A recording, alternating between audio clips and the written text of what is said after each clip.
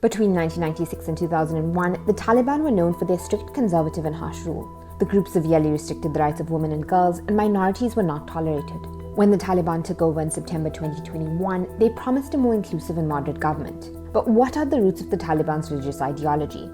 To understand that, we'll have to go back to 1867, back to when the British ruled India. The Deobandi movement arose just 10 years after a major Indian uprising in 1857 against colonial rule. Its founders intended to create an anti-colonial, anti-imperial movement to rejuvenate Islam. Though the group initially preached composite nationalism, or the idea that Christians, Muslims and Hindus should resist colonialism together, eventually they became more suspicious of foreign ideas. The first Deobandi schools to educate Muslim youth were set up in Uttar Pradesh in the 19th century. The movement spread through the subcontinent through the establishment of these schools or madrasas. After the partition of British India in 1947, many prominent Deobandi clerics moved to Pakistan and started schools on the Pakistan-Afghanistan border. Since British rule was over, the movement changed from being anti-colonial to fully focusing on propagating their ideology. Although there was still some political activism over India's treatment of Muslims living in India-administered Jammu and Kashmir.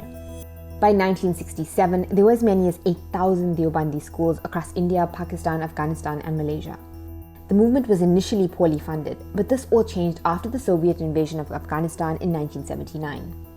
The CIA helped coordinate resistance fighters against the Soviets. Many of these fighters, especially the Pashtuns, were from Deobandi schools which began receiving American aid. The Saudis also began funding Deobandi schools. They began to push their own Wahhabi ideology at these schools. Wahhabi influence grew in Pakistan and Afghanistan throughout the 80s as the CIA and Saudi Arabia provided money to Mujahideen fighters. Several Taliban members, including the movement's founder Mullah Omar, had initially studied in Deobandi schools. Over the years, the original Deobandi movement became quite diverse. Different strains of Deobandi ideas were influenced by the different politics of the countries in which they flourished. Some strains are non-political and non-violent, while others became militant.